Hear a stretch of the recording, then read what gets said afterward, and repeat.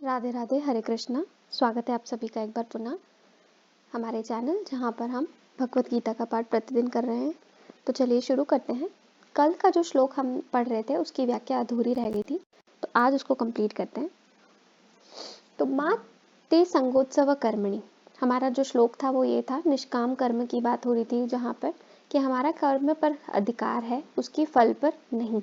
तो हमें केवल निष्काम होकर के कर्म करना चाहिए। तो कर्म न करने में भी तेरी आसक्ति नहीं होनी चाहिए, कारण कि कर्म न करने में आसक्ति होने से आलस्य, प्रमाद आदि होंगे। कर्म फल में आसक्ति रहने से जैसा बंधन होता है, वैसा ही बंधन न करने में आलस्य, प्रमाद आदि होने से होता है। क्योंकि आलस्य प्रमाद का भी एक भोग होता है, अर्थात उनका भी सुख होता है।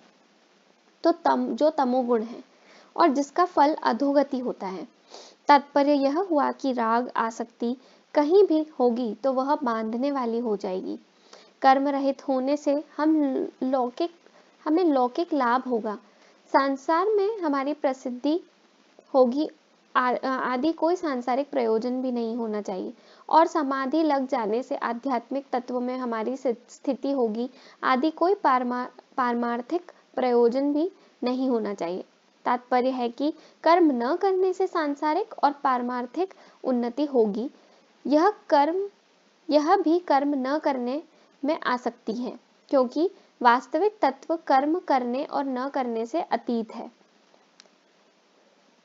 इस श्लोक में भगवान का यह तात्पर्य मालूम देता है कि परिवर्तनशील वस्तु, व्यक्ति, पदार्थ, क्रिया, घटना, परिस्थिति, अवस्था, स्थूल सूक्ष्म कारण शरीर आदि के साथ साधक की सर्वथा निर्लिप्तता होनी चाहिए।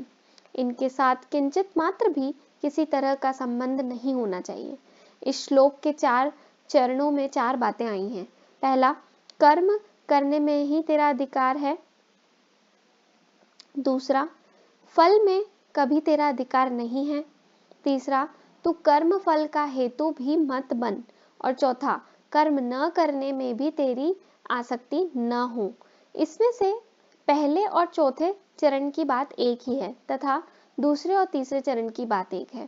पहले चरण में कर्म करने में अधिकार बताया है और चौथे चरण में कर्म न करने में आसक्ति होने का निषेध किया है।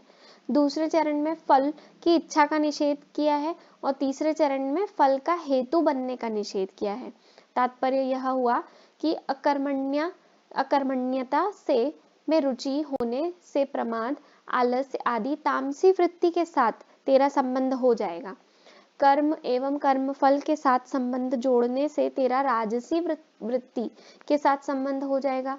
प्रमाद, आलस्य, कर्म फल आदि का संबंध रहने पर जो विवेक जन्य सुख होता है, प्रकाश मिलता है, ज्ञान मिलता है, उसके साथ संबंध जोड़ने से सात्विक की वृत्ति के साथ संबंध हो जाएगा। अतः साधक कर्म फल और इनके त्याग का सुख, इनमें से किसी के भी साथ अपना संबंध न जोड़ने, इनमें राग आसक्ति न करें। कर्म करते हुए इनके साथ संबंध न रखना ही कर्म योग है। परिशिष्ट भाव, एक कर्म विभाग है और एक फल विभाग है। मनुष्य का कर्म विभाग में ही है, फल विभाग में नहीं। कारण कि नया पुरुषार्थ होने से कर्म विभाग मनुष्य के अधीन है और पूर्वकृत कर्मों का भोग होने से फल विभाग होना प्रारब्ध के अधीन है। कर्म योग की दृष्टि से देखें तो मनुष्य को जो साधन सामग्री, वस्तु, योग्यता और सामर्थ्य मिली है, वह प्रारब्ध है और उसका सदुपयोग करना, अर्थात उसको अपने लिए न मानकर प्रत्युत दूसरों के लिए मानकर उनकी सेवा में लगाना पुरुषार्थ है। कर्मयोग में मुख्य बात है अपने कर्तव्य के द्वारा दूसरे के अधिकार की रक्षा करना और कर्म फल का अर्थात है अधिकार का त्याग करना। दूसरे के अधिकार की रक्षा करने से पुराना राग मिट जाता है और अपने अधिकार का त्याग करने से नया राग पैदा नहीं होता। इस प्रकार पुराना राग मिटने से और नया राग पैदा न होने से कर्मयोगी वीतराग हो जाता है। वीतराग होने पर उसको तत्व ज्ञान हो जाता है, कारण कि तत्व ज्ञान की प्राप्ति में नाशवान असत वस्तुओं का राग ही बाधक है। रागो लिंगम बोधस्य चित्ता व्यायाम भूमिषु कृतुः कुतः शाद्वलता तस्य यस्याग्नि कोटरे तरो। तात्पर्य है कि वस्तु, व्यक्ति और क्रिया में मन का जो राग खिंचाव है, यह अज्ञान का खास चिन्ह है। जैसे किसी वृक्ष के कोटर में आग लगी हो तो वह वृक्ष हरा भरा नहीं रहता, सूख जाता है। ऐसे ही जिसके भीतर राग रूपी आग लगी हो, उसको शांति नहीं मिल सकती। संबंध। पूर्व श्लोक में कर्म करने की आज्ञा देने के बाद अब भगवान कर्म करते हुए हम सम रहने का प्रकार बताते हैं। योगस्थ कुरु कर्माणि संग त्यक्त्वा धनंजय सिद्ध सिद्धयो समो भूत्वा समत्वम योग उच्यते। व्याख्या। किसी भी कर्म के फल में किसी भी देश, काल, घटना, परिस्थिति, अंतःकरण, बहिकरण आदि प्राकृत वस्तु में तेरी आसक्ति न हो, तू भी निर्लिप्तता पूर्वक कर्म कर सकता है। अगर तू कर्म, फल आदि किसी में भी चिपक जाएगा तो निर्लिप्तता कैसे रहेगी, और निर्लिप्तता रहे बिना वह कर्म मुक्तिदायक कैसे होगा। आसक्ति के त्याग का परिणाम क्या होगा। सिद्धि और असिद्धि में समता हो जाएगी।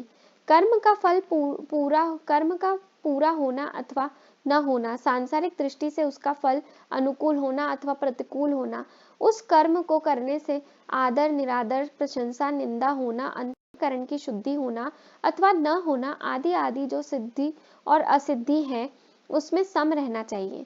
कर्मयोगी की इतनी समता अर्थात निष्काम भाव होना चाहिए कि कर्मों की पूर्ति हो चाहे ना हो, फल की प्राप्ति हो चाहे ना हो, अपनी मुक्ति हो चाहे ना हो, मुझे तो केवल कर्तव्य कर्म करना है। साधक को असंगता का अनुभव न हुआ हो, उसमें समता न आई हो, तो भी उसका उद्देश्य असंग होने का, सम होने का ही हो।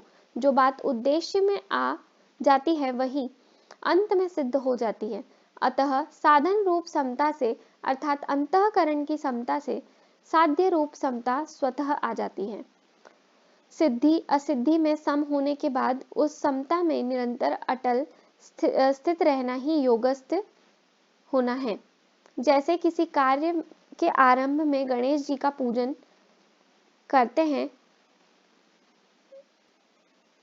तो उस पूजन को कार्य करते समय हरदम साथ में नहीं रखते।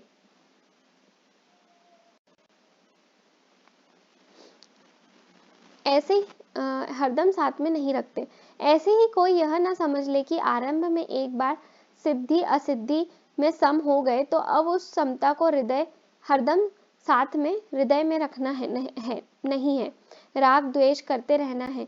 इसलिए भगवान कहते हैं कि समता में हरदम स्थित रहते हुए ही कर्तव्य कर्म को करना चाहिए। समता ही योग है, अर्थात समता परमात्मा का स्वरूप है। वह समता अंतःकरण में निरंतर बनी रहनी चाहिए। आगे 5वें अध्याय के 19वें श्लोक में भगवान कहेंगे कि जिनका मन समता में स्थित हो गया है, उन लोगों ने जीवित अवस्था में ही संसार को जीत लिया है, क्योंकि ब्रह्म निर्दोष और सम है, अतः उनकी स्थिति ब्रह्म में है। समता का नाम योग है। यह योग की परिभाषा है। इसी को आगे 6ठे अध्याय के 23वें श्लोक में कहेंगे कि दुखों के संयोग का जिसमें वियोग है, उसका नाम योग है। ये दोनों परिभाषाएं वास्तव में एक ही हैं। जैसे दाद की बीमारी में खुजली का सुख होता है और जलन का दुख होता है, पर ये दोनों ही बीमारी होने से दुख रूप है। ऐसे ही संसार के संबंध में से होने वाला सुख और दुख दोनों ही वास्तव में दुख रूप है। ऐसे संसार से संबंध विच्छेद का नाम ही दुख संयोग वियोग है। अतः चाहे दुखों के संयोग का वियोग अर्थात सुख दुख से रहित होना कहें, चाहे सिद्धि असिद्धि में अर्थात सुख दुख में सम होना कहें, एक ही बात है। इस श्लोक का तात्पर्य यह हुआ कि स्थूल, सूक्ष्म और कारण शरीर से होने वाली मात्र क्रियाओं को केवल संसार की सेवा रूप से करना है, इसलिए अपने लिए नहीं। ऐसा करने से ही समता आएगी।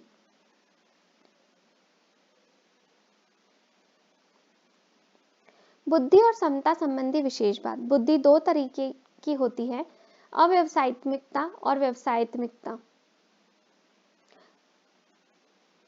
जिसमें सांसारिक सुख, भोग, आराम, मान, बढ़ाई आदि प्राप्त करने का ध्येय होता है, वह बुद्धि अव्यवसायत्मिका होती है। जिसमें समता की प्राप्ति करने का, अपना कल्याण करने का उद्देश्य रहता है, वह बुद्धि व्यवसायत्मिका होती है। अव्यवसायत्मिका बुद्धि अनंत होती है और व्यवसायत्मिका बुद्धि एक होती है। जिसकी बुद्धि अव्यवसायत्मिका होती है वह स्वयं अव्यवसायी होता है तथा वह संसारी होता है। जिसकी बुद्धि व्यवसायत्मिका होती है वह स्वयं व्यवसायी होता है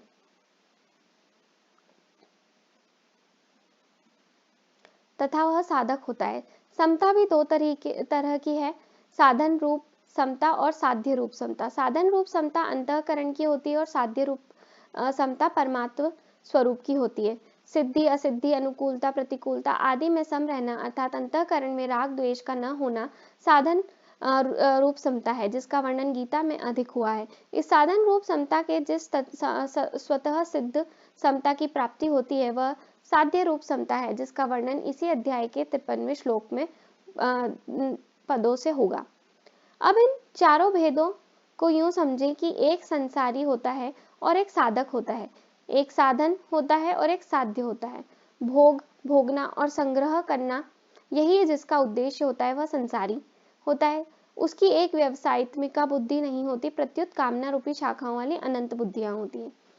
मेरे को तो समता की प्राप्ति ही करनी है, चाहे जो हो जाए, ऐसा निश्चय करने वाले व्यक्ति की व्यवसायित्मिका बुद्धि होती है। ऐसा साधक व्यवहार क्षेत्र में आता है तब उसके सामने सिद्धि, असिद्धि, लाभ, हानि, अनुकूल, प्रतिकूल परिस्थिति आदि आने पर वह अपने उनमें सम रहता है, राग द्वेष नहीं करता। इस साधन रूप समता से वह संसार से ऊंचा उठ जाता है। साधन रूप समता स्वतः सिद्ध समरूपी परमात्मा की प्राप्ति हो जाती है। परिशिष्ट भाव। पातंजल योग दर्शन में चित्त वृत्ति निरोध रूप साधन को योग कहा गया है। इस योग के परिणाम स्वरूप दृष्टा की स्वरूप में स्थिति हो जाती है। इस प्रकार पातंजल योग दर्शन में योग का जो परिणाम बताया गया है उसी को गीता योग कहती है। तात्पर्य है कि गीता चित्त वृत्तियों में सर्वथा संबंध विच्छेद पूर्वक स्वतः सिद्ध सम स्वरूप में स्वाभाविक स्थिति को योग कहती है। इस योग अर्थात समता में स्थित होने पर फिर कभी इससे वियोग अर्थात व्युत्थान नहीं होता, इसलिए इसको नित्य योग भी कहते हैं। चित्तवृत्तियों का निरोध होने पर निर्विकल्प अवस्था होती है, पर समता में स्वतः सिद्ध स्थिति का अनुभव होने पर निर्विकल्प बोध होता है। निर्विकल्प बोध अवस्था नहीं है, प्रत्युत संपूर्ण अवस्थाओं से अतीत तथा उनका प्रकाशक एवं संपूर्ण योग साधनों का फल है। अवस्था तो निर्विकल्प और सविकल्प दोनों होती है, पर बोध निर्विकल्प ही होता है। इस प्रकार गीता का योग पातंजल योग दर्शन के योग से बहुत विलक्षण है। पातंजल योग दर्शन के योग का अधिकारी वह है जो मूढ़ और क्षिप्त वृत्ति वाला नहीं है, प्रत्युत विक्षिप्त वृत्ति वाला है। परंतु भगवान की प्राप्ति चाहने वाले सबके सब मनुष्य गीता के योग के अधिकारी हैं। इतना ही नहीं, जो मनुष्य भोग और संग्रह के महत्व न देकर इस योग को महत्व देता है और इसको प्राप्त करना चाहता है, ऐसा योग का जिज्ञासु भी वेदों में वर्णित सकाम कर्मों का अतिक्रमण कर जाता है। धन्यवाद। राधे राधे। हरे कृष्णा। कल पुनः मिलेंगे।